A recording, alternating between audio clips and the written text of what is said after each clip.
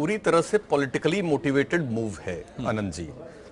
जो संविधान में शुरुआत में हमारे संविधान निर्माताओं ने इंक्लूडिंग अंबेडकर साहब इस बात के पक्षधर थे कि एक समयबद्ध सीमा के अंदर इन जातियों को आरक्षण इसलिए मिले क्योंकि उस तात्कालीन परिस्थितियों के अनुसार उन्हें इक्वल अपॉर्चुनिटी को अवेल करने की क्षमता नहीं थी, इसलिए उनको आरक्षित कैटेगरी में रखा गया और उसमें डिफाइन यह किया गया कि जो शैक्षणिक रूप से और सामाजिक रूप से जो पिछड़े लोग हैं।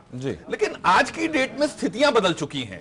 आज की डेट में आप उत्तर प्रदेश से लेकर के और देश के राष्ट्रपति तक दलित समाज से हो चुके हैं। दलित समाज का पीएम बन चुका, दलित समाज की स्पीकर बन चुकी, महिला स्पीकर बन चुकी, पुरुष बन चुके, राष्ट्रपति बन चुके। उत्तर प्रदेश में 4-4 बार चीफ मिनिस्टर रही दलित समाज की महिला, और तमाम चीफ सेक्रेटरी से लेकर के सारी जगह उनके रिप्रेजेंटेशंस हैं। अब आज की डेट में दो चीजें हैं। ये जो प्रमोशन का आरक्षण है ये कॉन्ट्राडिक्टरी टू जो बेसिक संविधान की जो जिसको कहते हैं रूह है उसको कॉन्ट्राडिक्ट करता है और क्रीमी लेयर को भी कॉन्ट्राडिक्ट करता है। एक आदमी को कितने स्टेजेस में आप आरक्षण दे रहे हैं जी? आप एजुकेशन के लेवल पर दे रहे हैं जी, जायज, चलिए ठीक है, मान लिया। आपने उसको एक सरकारी नौकरी तक आरक्षण दिया जी, यहां तक भी ये हो गया कि चलिए ठीक है, इक्वल अपॉर्चुनिटी पे वो इक्वल नहीं था इसलिए उसको रिजर्व कैटेगरी में मिल गई।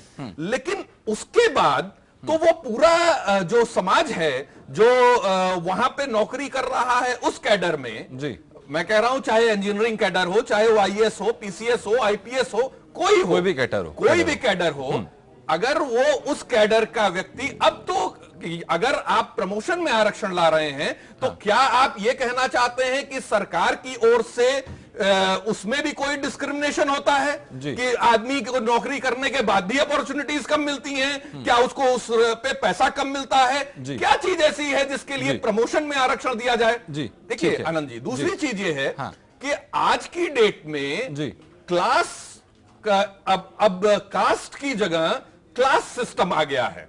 आज कोई किसी भी जाति का व्यक्ति हो, सामाजिक रूप से वो तिरस्कृत होता है श्रीहीन होने के कारण, पैसा न होने के कारण, चाहे वो ब्राह्मण हो, ठाकुर हो, भूमियार हो, लाला हो, धोबी हो, चमार हो, कोई हो।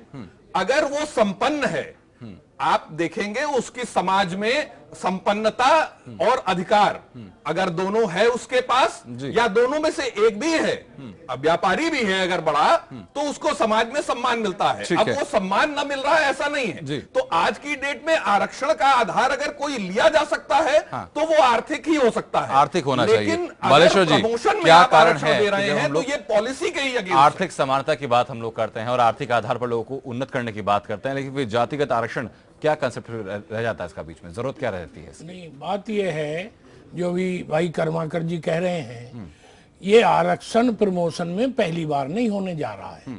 ये पहले से आरक्षण था, बीच में एक समय सीमा थी, उस सीमा को बढ़ाया नहीं गया, इसलिए इसको दोबारा उस पर पुनर्विचार किया जा रहा है। माननीय जस्टिस महोदय ने भी बात रखी है और माननीय सुप्रीम कोर्ट का इसमें स्पष्ट मत भी है, तो उस मत के अनुसार ये कार्रवाई की जा रही है। बात ये है, इस पे आप एक मिनट आप गलत बोल रहे हैं, इसलिए मैं करेक्ट कर रहा हूं। इसमें पहले से ये व्यवस्था कहीं नहीं चली आ रही थी।